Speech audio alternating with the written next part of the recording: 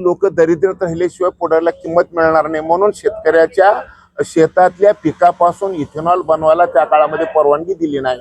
आता ऊसाच्या मळीपासून, मक्यापासून, तांदळापासून आपण जे इथेनॉल बनवतो आणि बांबूपासून त्याचा जर वापर आपण वाहनामध्ये केलो तर आपली पुढची पिढी जगणार नाही तर जगणार नाही. E20 ला विरोध करणं म्हणजे आपली पुढची पिढी आपल्या हाताने संपवायचं असा निर्णय ही शहरातली मंडळी करू लागलेली आहेत. गाड्यामध्ये इथेनॉल वापरायचा जो निर्णय केंद्र सरकारने घेतलेला आहे हे काही नवीन निर्णय नाही. 1931 मध्ये ब्राझीलमध्ये ऊसाच्या मळीपासून पॉवर अल्कोहोल बनवायचं सुरू झालं होतं 1931 मध्ये. म्हणजे आता आपण ज्याला इथेनॉल म्हणतो त्याला त्या काळामध्ये पॉवर अल्कोहोल म्हणलं जायचं. 1931 मध्ये ह्याचा शोध लागला आणि भारतामध्ये याला 2001 साल उजाडलं. मग 70 वर्ष का लागले? सांगितलं की इथेनॉल तयार करायची प्रक्रिया अवघड असते म्हणून 70 वर्ष लागले. खरं तर मी आपल्या माध्यमातून सगळ्या महाराष्ट्राला आणि देशाला सांगू इच्छितो की इथेनॉल कसं बनतंय. तर गुळाची ढेप घ्यायची, त्याला फोडायचं, फोडलेलं गुळ पाण्यात घालायचं, पाणी नासवायचं, नासलेलं पाणी पिप्प्यात घालायचं आणि पिप्प्यामध्ये खालून जाळ लावलं की वरून थेंब थेंब पडतंय, त्याला इथेनॉल म्हणायचं. म्हणजे देशी दारू. तर गावातली गुर्राकी सुद्धा देशी दारू तयार करायची. ही एवढी सोपी पद्धत असताना फक्त आणि फक्त शेतकऱ्याच्या शेतातल्या तेलावर गाड्या चालतात आणि शेतकरी सुखी आणि श्रीमंत होईल या एका भीतीपोटी, म्हणजे जिथं गरिबी जास्त असते तिथं पुढाऱ्याला किंमत जास्त असते, जिथं गरिबी कमी असते तिथं पुढाऱ्याला किंमत कमी असते. आणि म्हणून इथं हे लोक दरिद्रत राहिल्याशिवाय पुढाऱ्याला किंमत मिळणार नाही, म्हणून शेतकऱ्याच्या शेतातल्या पिकापासून इथेनॉल बनवायला त्या काळामध्ये परवानगी दिली नाही. आणि खऱ्या अर्थानं 1945 मध्ये डिस्कवरी ऑफ इंडिया नावाच्या पुस्तकामध्ये पंडित जवाहरलाल नेहरू साहेबांनी सांगितलेलं आहे 1945 ला पंजाबमध्ये, बंगालमध्ये दुष्काळ पडला होता आणि देशातल्या इतर भागामध्ये कमी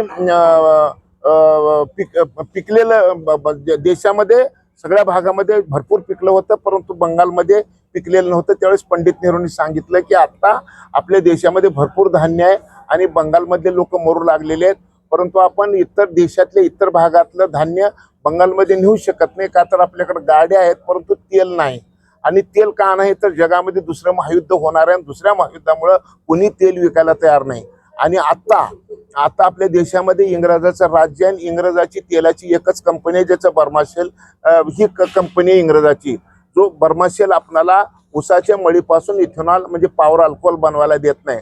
जोपर्यंत इंग्रज जाणार नाही तोपर्यंत बर्माशेल जाणार नाही, जोपर्यंत बर्माशेल जाणार नाही तोपर्यंत आपल्याला ऊसापासून इथेनॉल बनवायला परवानगी मिळणार नाही. हे 45 मध्ये पंडित नेहरूंनी सांगितलं, परंतु ते 47 ला देशाचे पंतप्रधान झाले. 70 वर्ष गेले, त्यांना काही सुचलं नाही, त्यांच्या मुलीला सुचलं नाही, त्यांच्या पक्षाला सुचलं नाही. आणि मग अटल बिहारी वाजपेयींनी 2001 मध्ये हा निर्णय केला. आणि आता कसं आहे की फॉसल फ्युएल वर्सेस बायोफ्युएल ही लढाई सुरू झालेली आहे की आता जमिनीच्या पोटातलं तेल काढून जर आपण जाळलो तर आपली पुढची मुलं काही वाचणार नाहीत, पुढची वाचणार नाही. त्याचं कारण आहे की 350 ppm कार्बन पृथ्वीवर जर असेल जीवजंतू सुरक्षित. आता पृथ्वीवरचं कार्बन झाले 430 ppm आणि 450 ज्या दिवशी होईल त्या दिवशी 2 डोळे, 2 कान, 2 हात आणि 2 पाय अशी आकृती पृथ्वीवर दिसणार नाही. आणि हे व्हायला फक्त 24 वर्ष लागणार आहेत. आणि मग पुढची पिढी जर माझी वाचवायची असेल तर मला जमिनीतलं तेल वापरावं लागणार नाही, म्हणजे फॉसल फ्युएल, डिझेल, पेट्रोल आणि कोळसा हे जोपर्यंत बंद होणार नाही जाळणं तोपर्यंत आपण वाचणार नाही. आणि मग आता ऊसाच्या मळीपासून, मक्यापासून, तांदळापासून आपण जे इथेनॉल बनवतो आणि बांबूपासून त्याचा जर वापर आपण वाहनामध्ये केलो तर आपली पुढची पिढी जगणार नाही तर जगणार नाही. आता E20 ला विरोध करणं म्हणजे आपली पुढची पिढी आपल्या हाताने संपवायचं असा निर्णय ही शहरातली मंडळी करू लागलेली आहेत. आणि हे काही सोपं काम नाही, त्याच्यामध्ये फार मोठं षडयंत्र आहे.